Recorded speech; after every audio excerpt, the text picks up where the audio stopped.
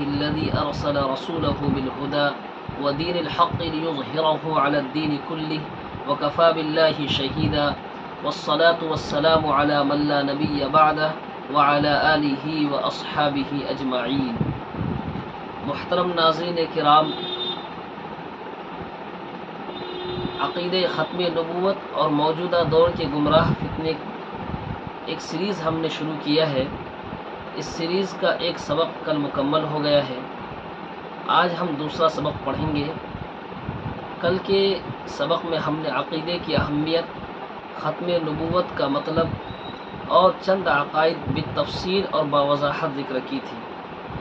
آج اس سلسلے کا دوسرا سبق ہے اور اس سبق میں ہم مزید چند باتیں اور پڑھیں گے۔ سب سے پہلے ہم یہ جانتے ہیں کہ نبی اور رسول کون ہوتے ہیں۔ نبی اور رسول کے اندر بنیادی طور پر فرق کیا ہے؟ اللہ رب العزت انسانوں کی ہدایت کے لیے جن لوگوں کو منتخب کرتے ہیں ان کو نبی اور رسول کہتے ہیں۔ نبی اور رسول میں بنیادی طور پر فرق یہ ہوتا ہے کہ نبی کہتے ہیں اس کو جو لوگوں کی اصلاح کے لیے من جانب اللہ بھیجا گیا ہو، لیکن اسے کوئی نئی شریعت اور نئی کتاب نہ دی گئی ہو، اور وہ پہلی شریعت اور پہلی کتاب ہی کے تابع ہو اور لوگوں کی اصلاح کے لیے اللہ کی جانب سے آیا ہو۔ اور رسول کہتے ہیں اسے جسے نئی شریعت اور نئی کتاب دی گئی ہو اور لوگوں کی اصلاح کے لیے من جانب اللہ مبعوث ہوئے ہوں۔ اس کا مطلب یہ ہوا کہ رسول نبی کے مقابلے میں کچھ امتیازی اور اعلیٰ شان کا حامل ہوتا ہے، اور ہر رسول نبی ہو سکتا ہے لیکن ہر نبی کا رسول ہونا ضروری نہیں ہے۔ یہ بنیادی طور پہ نبی اور رسول کے درمیان فرق ہے۔ اللہ رب العزت نے بے شمار انبیاء کرام کو اس دنیا کے اندر بھیجا ہے۔ مختلف روایات ہیں۔ ایک روایت میں حضرت ابو ذر رضی اللہ تعالیٰ عنہ فرماتے ہیں کہ ایک مرتبہ میں مسجد میں داخل ہوا تو اللہ کے نبی صلی اللہ علیہ وسلم موجود تھے۔ حدیث لمبی ہے، اس حدیث کا ایک ٹکڑا یہ ہے کہ میں نے اللہ کے رسول سے عرض کیا، اے اللہ کے رسول نبی کتنے ہیں؟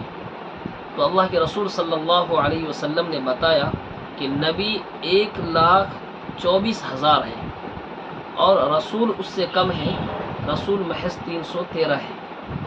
تو نبی اور رسول میں بنیادی طور پر ایک فرق یہ ہے کہ رسول کو نئی شریعت اور نئی کتاب دی جاتی ہے، اور نبی کو نئی شریعت اور نئی کتاب نہیں دی جاتی ہے، بلکہ ما قبل کی شریعت میں جو خامیاں اور بگاڑ پیدا ہو گئی ہے اس کی اصلاح کے لیے بھیجا جاتا ہے۔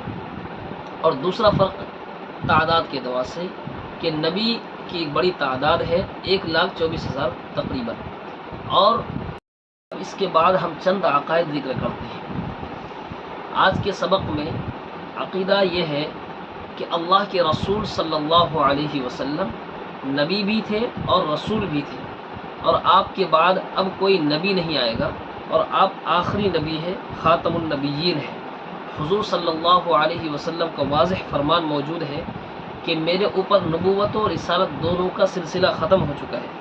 آپ نے فرمایا ان النبوۃ والرسالۃ قد انقطعت فلا رسول بعدی ولا نبی، کہ میرے بعد اب کوئی رسول اور نبی نہیں آئے گا، اس لیے کہ نبوت و رسالت کا سلسلہ ختم ہو چکا ہے۔ اور دوسرا عقیدہ یہ ہے کہ نبوت اور رسالت کا یہ منصب وہبی ہوتا ہے، کسبی نہیں ہے۔ یعنی اللہ رب العزت جسے چاہتے ہیں اسے رسول اور نبی بناتے ہیں۔ کوئی انسان اپنی عبادت کے زور پر، کوئی انسان محنت اور مشقت کر کے، ریاضت و مجاہدہ کر کے، چلہ کشی کر کے نبی یا رسول بننا چاہے تو نبی اور رسول نہیں بن سکتا ہے۔ لہذا عبادت اور ریاضت کے ذریعے سے کوئی شخص نبی نہیں بن سکتا ہے۔ اللہ جس کو چاہتا ہے نبی بناتا ہے۔ قرآن کریم کے اندر واضح فرمان موجود ہے اللہ تعالیٰ کا، اللہ اعلم حیث یجعل رسالتہ۔ اس لیے آج کے سبق میں یہ دو عقیدے ہیں کہ پہلا عقیدہ یہ ہے کہ کوئی شخص نبی اپنے کسب سے اور اپنے محنت سے بننا چاہے تو نہیں بن سکتا۔ نبوت کا عہدہ اور رسالت کا منصب یہ وہبی ہے، من جانب اللہ ہے، اللہ جسے چاہیں گے اسے منتخب کریں گے۔ اور دوسرا اہم عقیدہ یہ کہ اللہ کے نبی صلی اللہ علیہ وسلم خاتم النبیین ہیں، آخری نبی ہیں، آپ کے بعد کوئی نبی نہیں آئے گا۔ نبوت کا جھوٹا دعویٰ کرنے والا اسود عنسی تھا۔ حضور صلی اللہ علیہ وسلم نے اسود عنسی کے قتل کرنے کا حکم دیا۔ حضرت فیروز دہلوی رضی اللہ تعالیٰ عنہ نے اس شخص کو قتل کر دیا، اور حضرات صحابہ کرام رضی اللہ عنہم اجمعین کا سب سے پہلا اجماع اور اتفاق جھوٹا نبوت کا دعویٰ کرنے والا مسیلمہ کذاب کے بن حبیب کے خلاف جہاد پر ہوا تھا۔ اور مسیلمہ بن کذاب، اس کا اصل نام کذاب نہیں تھا، کذاب یہ اللہ کے نبی صلی اللہ علیہ وسلم نے اس کو لقب دیا تھا۔ یہ چونکہ اپنے نبوت کے دعوے میں جھوٹا تھا تو سب سے پہلے اس کے خلاف جہاد پر صحابہ کرام کا اجماع ہوا اور مسلمہ کذاب کو موت کے گھاٹ اتار دیا گیا۔ آج کے سبق میں اتنا ہی ہے کہ وہ چند عقائد ہیں، ان عقائد کو یاد کیا جائے، اور سب سے پہلے اجماع کس بات پر ہوئی ہے، اور سب سے پہلے نبوت کا دعویٰ کرنے والا کون تھا۔ آپ اس کو یاد کیجیے اور کمنٹ باکس